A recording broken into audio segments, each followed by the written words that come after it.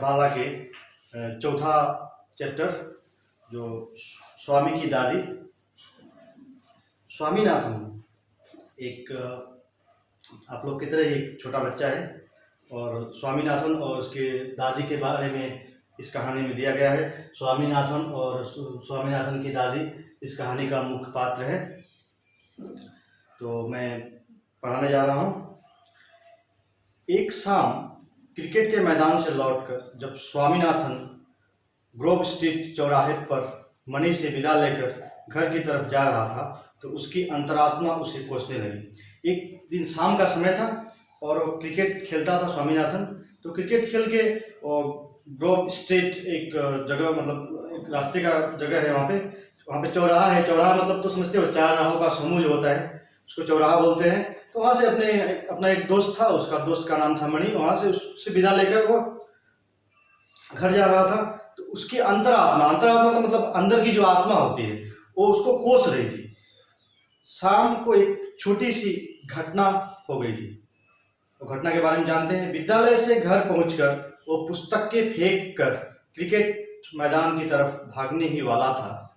जब वो स्कूल से आया, स्कूल से आकर पुस्तक को कुछ खाया और खाकर पुस्तक को मतलब अपने बिस्तर पर फेंक कर वो क्रिकेट खेलने के लिए निकल ही रहा था तो दादी के कमरे से एक आवाज आई, स्वामी जरा इधर तो आओ। मतलब उसकी दादी ने स्वामीनाथन को बुलाया, बोला स्वामी जरा इधर तो आओ। नहीं, उसने क्या जवाब दिया? नहीं। वो हमेशा की तरह चिल्लाया और दूसरे ही क्षण रसोई घर में पहुंचकर जल्दी जल्दी गिलास से काफी पीने लगा। गिलास से लेकर काफी पीने लगा और रसोई घर में जाकर, रसोई घर मतलब किचन जहाँ पर हम लोग खाना बनाते हैं। दादी की कांपती हुई चिड़चिड़ाहट भरी आवाज उसे अब भी सुनाई दे रही थी। जब वो पी रहा था तो दादी के साथ जो घटना हुआ था वो आवाज उसके कान तक सुनाई दे रही थी। उस कमजोर सी आवाज में ऐसा कुछ था कि स्वामीनाथन का दिल पसीज रहा था। मतलब दादी के जो आवाज था, उस कमजोर सी आवाज मतलब ऐसा कुछ था कि स्वामीनाथन का दिल उसकी ओर खींच रहा था। बेचारी एक जगह बैठी दूसरों को बुलाती रहती है। वो क्या मन में सोच रहा है कि बेचारी एक जगह से दूसरी जगह नहीं जा पाती, एक ही जगह पर सोई रहती है और दूसरों को बुलाती है। और घर के लोग हैं कि उसकी तरफ कान भी नहीं देते। वो क्या बोल रही है घर में, और लोग जो है उसके तरफ कान भी नहीं देते, क्या बोलती है वो सुनते ही नहीं है। काफी पीने के बाद वो दादी के पास गया। उसका मन नहीं माना और दादी के पास गया फिर से और पूछा, क्या चाहिए दादी? जाकर पूछा फिर से, दादी क्या चाहिए? दादी ने सिर उठाकर देखा और उसे पास बैठने को कहा। दादी ने ऐसे सिर उठाकर देखा और उसे अपने पास बैठने के लिए कहा। इस पर स्वामीनाथन का मूड जो है बिगड़ गया और एक क्षण पहले उसमें दादी के प्रति जो सहानुभूति जागी थी वो गायब हो गई। मतलब जो सिंपैथी आया था दादी के लिए, उसका मूड बिगड़ गया और वो खत्म हो गया। तुम जो कुछ कहना चाहती हो जल्दी से कह दो, वरना ये मत समझना कि मैं बेवकूफ हूं। दादी को बोला, मुझे बैठने के लिए मत बोलो, जो कुछ बोलना चाहती हो वो जल्दी से बोल दो, मुझे इतना बेवकूफ मत समझो। वो बोली, मैं तुम्हें 6 रुपये देती हूँ, 6 रुपीज, 6 रुपये देती हूँ। 3 रुपये तुम्हारे लिए और 3 रुपये के मेरे लिए नींबू लाना जाके बाजार से। उसने अपनी बात को धीरे और चालाकी से रखने की कोशिश की क्योंकि वो जानती थी पोता क्या जवाब देगा। जब उसने उसे बैठ जाने को कहा था तो यह उसकी पहली चाल थी। हाँ या ना कहने के शिष्टाचार में पड़े बिना स्वामीनाथन ने दादी से 6 रुपये ले लिए। 10 तक गिनती खत्म होने से पहले तुम्हें वापस आना होगा। दादी ने एक शर्त रख दिया। 6 रुपये जब दिए दादी ने, तो दादी ने स्वामीनाथन के सामने एक शर्त रख दिया। क्या शर्त रखा कि 10 तक, मतलब 1 2 3 4 5 6 7 8 9 10 तक मैं गिनती कर लूंगी। उसके अंदर 10 तक पहुंचने के अंदर तुमको वापस आ जाना होगा बाजार से नींबू लेकर। इस समय की पाबंदी ने उसे चिढ़ा दिया। स्वामीनाथन का मूड और बिगड़ गया। जब समय का एक पाबंदी मिल गया उसको तो उसका पूरा चिढ़ गया वो। उसने रुपए वापस देकर कहा, दादी को रिटर्न कर दिया पैसा। इतनी जल्दी है तो अपने आप जाकर ले आओ। इतना जल्दी क्या है? इतना जल्दी है तो आप खुद जाकर ले आओ। 5:30 बज रहे थे और दिन डूबने से पहले वो क्रिकेट के मैदान में पहुंच जाना चाहता था, क्योंकि उसको क्रिकेट खेलने जाना था। वो दादी को घूर कर देखता रहा, जैसे वो उसे दो में से एक बात चुनने के लिए कह रहा हो कि या तो वह नींबू खेल से उसके लौटने पर ले आएगा या उसका विचार ही छोड़ दे। वो बोली, मेरे पेट में जोर का दर्द हो रहा है, भाग कर जाओ और नींबू लेकर मुझे दे जाओ। स्वामीनाथन उनकी बात सुनने के लिए नहीं रुका। दादी ने बोला, एक काम करो, मेरे पेट में बहुत दर्द हो रहा है, नींबू चाहिए, तो तुम दौड़ कर जाओ, नींबू लेकर आओ, उसके बाद तुम खेलने जाना। स्वामीनाथन ने उनकी बात सुनने के लिए नहीं रुका, किंतु अब खेल का सारा उत्साह और खुशी समाप्त होने और सबको गुड नाइट कहने के बाद ग्रोव और विनायक मुदाली स्ट्रीट के चौराहे पर उसे अपनी अंतरात्मा का सामना करना पड़ा।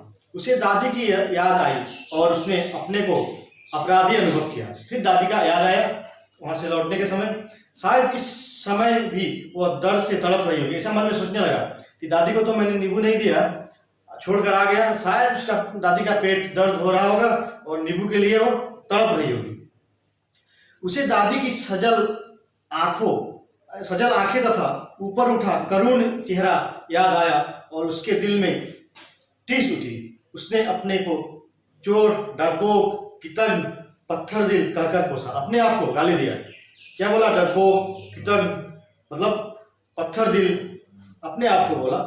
इसी आत्मग्लानि की मनस्थिति में वो घर पहुंचा और ये सब बोलते बोलते वो घर पहुंचा। वो धीरे से दादी के बिस्तर के पास बैठकर उसे देखता रहा। ये उसकी आदत के विपरीत था, वो ऐसा नहीं करता था, लेकिन उस दिन वो ऐसा किया। हमेशा वो शाम को लौटकर सीधा रसोई की ओर भागता और रसोइये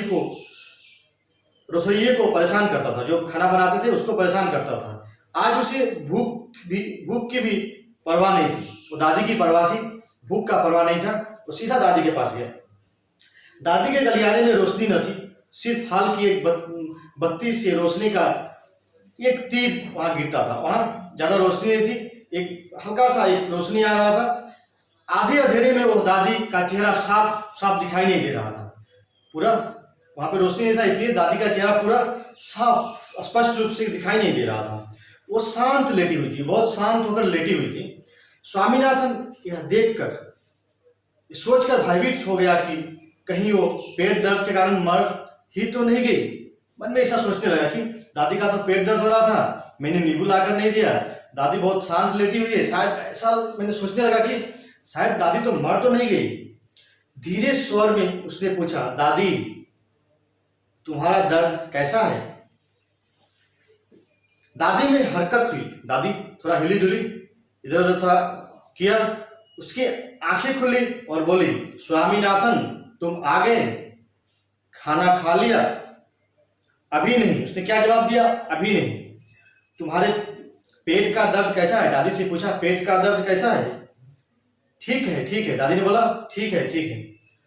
मन की सारी शक्ति समेट कर उसने बेहिचक पूछा, तुम्हें नींबू मिल गया था? पेट का दर्द कैसे ठीक हुआ? नींबू मिल गया था क्या? वह यह बात जानना चाहता, इसके बारे में वह सचमुच चिंतित था। दादी ने उसके सवाल का तुरंत जवाब दिया, लेकिन स्वामीनाथन को लगा कि इस बीच बहुत लंबा भयानक समय बीता है, जिसमें कुछ भी हो सकता था। दादी के साथ वह कुछ भी कह सकती थी, उसे झिड़क सकती थी, कसम खा सकती थी कि वह उसके साथ कोई संबंध नहीं रखेगी।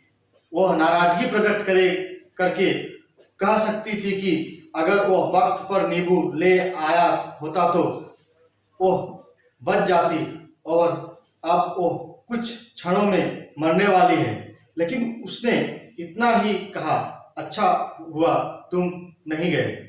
तुम्हारी माँ ने 1 दर्जन नींबू रसोई में रखे थे। वो सोच रहा है कि दादी मुझे डांटेगी, दादी बोलेगी तुम अगर नींबू नहीं लाते तो मैं मर गई होती। ऐसा दादी कुछ नहीं कहा। दादी ने क्या बोला, अच्छा हुआ तुम नींबू नहीं लाए क्योंकि तुम्हारी मम्मी 1 दर्जन नींबू रसोई में लाकर रखी है। स्वामीनाथन को यह सुनकर बेहद खुशी हुई और इस खुशी को व्यक्त करते हुए उसने कहा, दादी तुम जानती हो मेरा नाम क्या है? दादी से पूछा, दादी तुम जानती हो मेरा नाम क्या है? मैं टेट हूं। क्या? दादी ने बोला, क्या? टेट। टेट क्या होता है? दादी ने बोला, टेट क्या होता है? उसने भोलेपन से पूछा। स्वामीनाथन को घोर निराशा हुई।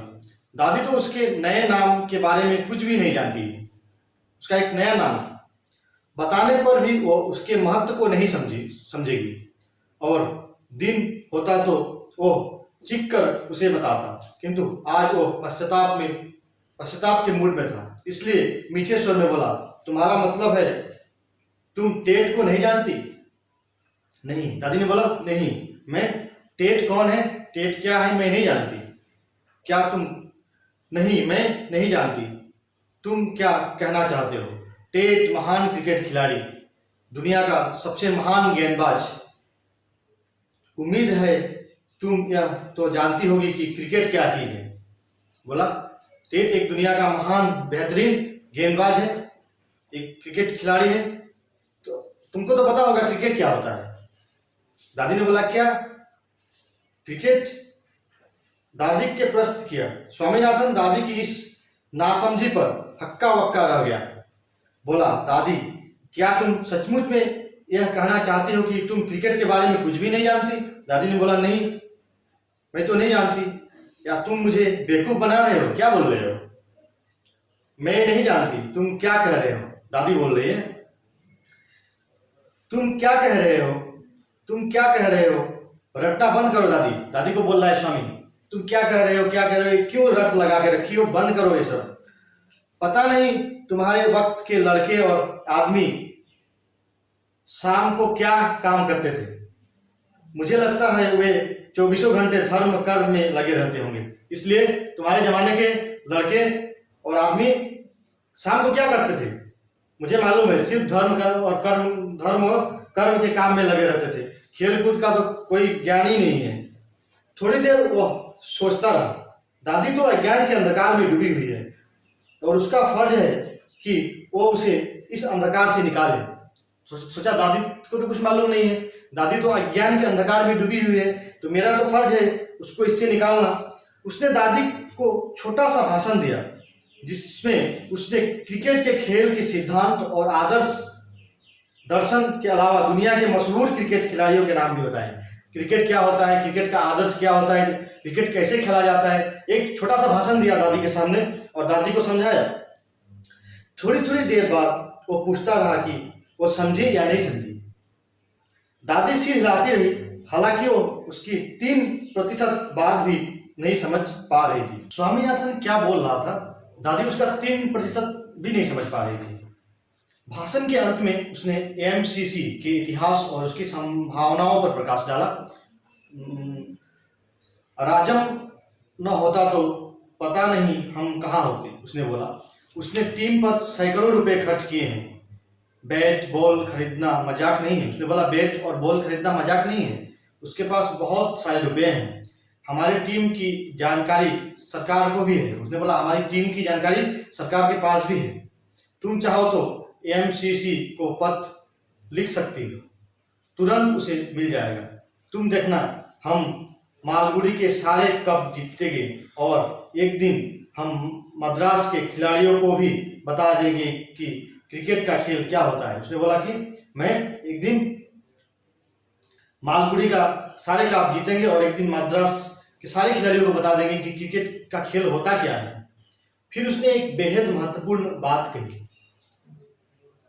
यह मत समझ लेना कि हमारी टीम में हर ऐरा गैरा शामिल हो सकता है। बोला, मेरा टीम बहुत बड़ा है, ये मत सोचना कि मेरा जो क्रिकेट का टीम है उसमें ऐरा गैरा शामिल हो जाएगा, उसमें शामिल नहीं हो सकता है। उसके पिता छोटे बच्चे को गोद में उठाए पीछे खड़े थे। वे बोले, ये क्या भाषण दे रहे हो? पीछे से पिताजी उसका छोटा भाई को गोद में लेकर खड़े थे और सुन रहे थे और बोल रहे हैं कि क्या भाषण दे रहे हो? स्वामीनाथन ने पिता को नहीं देखा था, अतः वो कुछ घबरा कर बोला, कुछ नहीं पिताजी, कुछ नहीं। बोला, कुछ नहीं पिताजी, कुछ नहीं। अरे मुझे भी तो बताओ। कुछ नहीं, उसने बोला कुछ नहीं। दादी क्रिकेट के बारे में पूछ रही थी, मैं उन्हें बता रहा था कि क्रिकेट का खेल होता क्या है। पिताजी ने बोला, सच? उसने बोला, हाँ, मैं नहीं जानता था कि माँ भी खिलाड़ी रही है। उन्होंने बोला, माँ, मुझे पता नहीं था दादी, मेरी माँ को भी क्रिकेट के प्रति इतना इंटरेस्ट है, मुझे तो आज पता चला। क्यों माँ? लगता है स्वामी ने तुम्हें क्रिकेट का अच्छा खासा पाठ पढ़ा दिया है। स्वामी के पिताजी ने बोला अपने मम्मी को कि क्यों माँ, ऐसा लग रहा है कि स्वामी ने तुम्हें क्रिकेट का अच्छा खासा पाठ पढ़ा दिया है, तुम भी क्रिकेट समझने लगी हो। दादी बोली, लड़के को चिढ़ाओ मत, वो मुझे कितना प्यार करता है बेचारा। दादी बोली कि लड़के को चिढ़ाओ मत, वो मुझे बहुत प्यार करता है, वो मुझे कई तरह की बातें बता रहा है, तुम्हें तो कुछ समझाने की आदत नहीं है, तुम सब बड़े आदमी हो ना। बोला, उसको डिस्टर्ब मत करो, उसको चिढ़ाओ मत, वो मुझे बहुत कुछ बातें बता रहा है, तुम्हारे पास तो समय नहीं है मुझे कुछ बताने की, तुम तो बड़े आदमी हो। पिता ने गोद के बच्चे की तरफ इशारा करके कहा, थोड़े दिन रुको, यह छुटकू तुम्हारी सारी दुनिया की राजनीति और दर्शन समझा देगा। बोला, अभी तो जो स्वामी है वो क्रिकेट के बारे में समझा रहा है ना, गोद में जो छुटकू को मैंने लिया है, वो छुटकू कुछ दिन बाद तुमको पूरा राजनीति और दर्शन पूरा समझा देगा। उसने प्यार से बच्चे के गालों को थपथपाया। बच्चा खुशी से चहका और उसने कुछ बोलने की कोशिश की। देखो, ये भाषण देने लगा है। बोला, देखो, आपसे ही भाषण देना शुरू कर दिया है छोटा बच्चा। माँ, ध्यान से सुनो। दादी ने बच्चे को लेने के लिए हाथ बढ़ाए, लेकिन पिता उसे जोर से चिपटाए रहे और बोले, नहीं, मैं इसके लिए ही जल्दी घर आया हूँ, मैं नहीं दूंगा। चलो स्वामी, हमें खाने के लिए बैठना चाहिए, तुम्हारी माँ कहाँ है? उसने बोला कि मैं बहुत दिन बाद घर आया हूँ, उसको नहीं दूंगा, इसको मैं अपने पास ही रखूंगा। उसके बाद उन्होंने बोला कि चलो स्वामी, खाना खा लेते हैं, तुम्हारी माँ कहाँ है? तो बच्चों, यहीं पे एक पाठ समाप्त होता है। Stay home, stay safe, do it for self, live for family, live